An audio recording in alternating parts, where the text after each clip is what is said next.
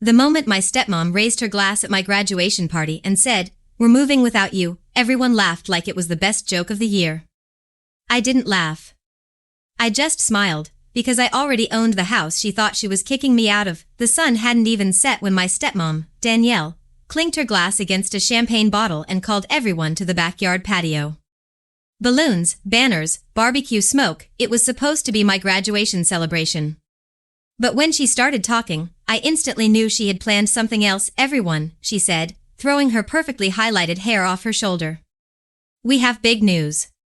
She slid closer to my dad, wrapping her arm around his like she owned him and the world. Her smile was sugary sweet but sharp enough to cut skin. "We're moving next week," she announced proudly. "To our new home in Denver." A cheer went up around the yard. And sadly, she paused, letting her dramatic timing land. "Emily won't be joining us." Heads turned toward me. My cousin snickered. Someone in the back whispered, "Of course she's not." Danielle continued, "This house is just too good for someone like you. You need to learn responsibility before you get privileges." Everyone laughed aloud, cruel, like they enjoyed the humiliation. My dad didn't say a word. He never did when it came to her. I stood there, holding my paper plate with half-eaten cake, watching faces I grew up with applaud at the news that I was being abandoned.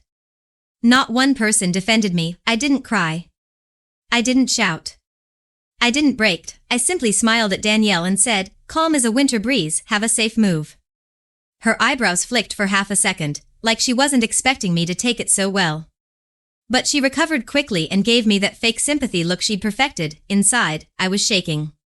Not from fear, but from the weight of the secret I had been carrying for a month, because the house she was bragging about, the one she thought she was kicking me out of, I had bought it, in full, last month using the inheritance my mother left me.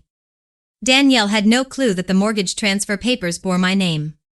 She had no idea that the real estate agent she bullied was actually thrilled to hand the house over to someone who wasn't a nightmare, and she definitely didn't know what was coming tomorrow morning. While everyone cheered for her cruelty, I quietly slipped inside, took out the fresh stack of documents from my backpack, and laid them on the kitchen table. Eviction notices. Signed. Sealed. Irreversible. Tomorrow, they would learn the truth, and their reactions would taste better than any graduation cake. My alarm rang at 6 a.m., but I had already been awake. My laptop sat open on my desk, displaying the property management portal, the portal where I, as the official homeowner, could file tenant removal notices. I clicked submit instantly. A confirmation email pinged. Eviction notices issued. My hands trembled, but not from guilt. From adrenaline. Years of Danielle's insults, her petty rules, her "you're not good enough" speeches, all of it folded into this single moment. Walked downstairs to the kitchen. The house was quiet. My dad's coffee mug sat dirty in the sink, just the way Danielle hated. She always treated him like a disobedient child. Ironic that she'd soon be the one being tossed out like yesterday's trash. Placed 3 envelopes on the counter. One for Danielle, one for my dad, one for her 2 freeloading sons, all addressed with the same bold line. 48-hour vacate notice. Property owned by Emily Hawkins. I made myself breakfast and waited. At 7:12 a.m. The screaming began. First came Danielle's voice, high, sharp, cracking like ice. "What is this? This has to be illegal. Mark, get down here." I leaned casually against the banister as she stormed into the hallway in her silk robe, waving the paper like it was a death sentence. "What did you do?" she hissed, eyes wild. "I didn't do anything today," I said. "I just finalized what I did last month." She looked confused, then a thought flew across her face, like a shadow moving fast. No, you didn't." "I bought the house," I said simply. My dad's footsteps thudded down the stairs. "Emily," he began, voice shaky, "tell me this is some mistake." "It's not," I replied. "Mom left me money for my future. I used it to protect myself. And since I own this place now, I'm giving you all 48 hours to leave." Danielle's mouth fell open like she'd been slapped. "You can't do this. We're family." "Oh," I said with a small smile, "you remembered that now?" Her sons thundered into the room, yelling about their rights, calling me crazy, telling me I couldn't kick them out. They were wrong legally, completely wrong. I handed them the printed deed. My name gleamed at the top. "It's over," I said. "All of it." Danielle's face drained of color. My dad looked broken, but silent, the way he always was when she caused problems. 48 hours, I repeated, turning toward the door, and the clock started 10 minutes ago. Chaos erupted faster than I imagined. Danielle called her lawyer, her sister, her best friend, her spiritual advisor, and that one woman she gossiped with at the salon. None of them could help. Every call started with her yelling, she bought the house. Without telling anyone. Can you believe it?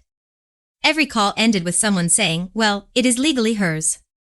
By noon, Danielle was storming from room to room, frantically packing, then unpacking, then packing again, because she kept telling herself this nightmare wasn't real, her sons were worse. They punched walls, threw clothes across the hallway, and screamed about how I ruined their lives. I didn't ruin anything, I simply ended their free ride. My dad followed me around the house quietly, like he wanted to say something but couldn't find the courage. Around 3 p.m., he finally spoke. Emily, did you really have to do it this way? Did you really let her treat me that way? I asked. He had no answer. The silence between us wasn't new, but this time it felt final. Meanwhile, Danielle tried one last pathetic attempt at control. She marched up to me with a fake sweet smile. Let's negotiate. There's nothing to negotiate, I said. We could stay, maybe as guests, maybe you need help with bills. No, Danielle, I interrupted. I don't need help paying for a house I own. What I needed was respect. And you refused to give it. Her mask cracked. You ungrateful. I raised a hand.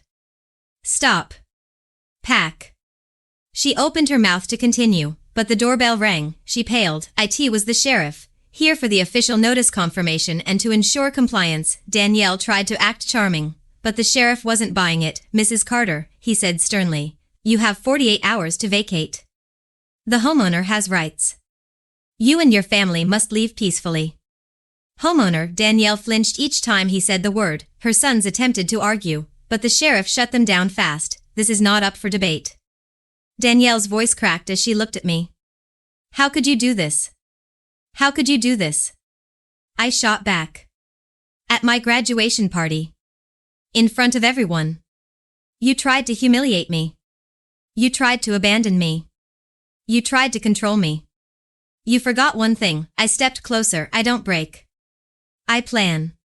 She swallowed hard, tears forming but never falling, because Danielle didn't cry out of sadness, she cried out of defeat. Their packing continued into the night. Why morning? The house was full of boxes, and silence. For the first time in years, the silence felt peaceful. The morning of their official move-out was cloudy, the kind of gray sky that feels like justice is brewing.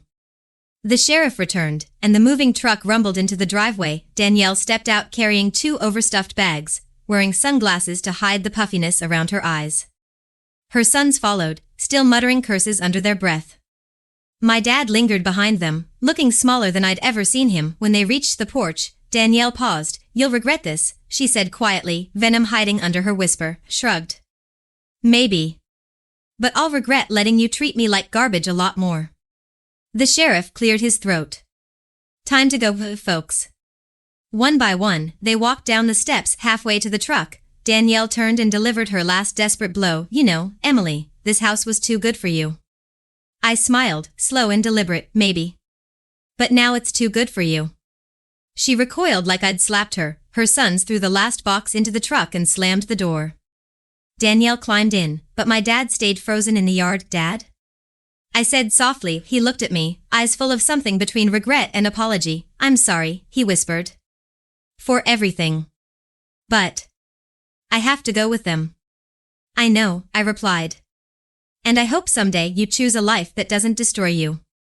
He nodded, tears falling this time, real ones. Then he joined them, and the truck drove off. The moment they disappeared down the street, a weight lifted off my chest. The house, finally quiet, felt like it was breathing with me. I walked back inside, through the halls that once echoed with insults and slammed doors. Now it was mine. Safe.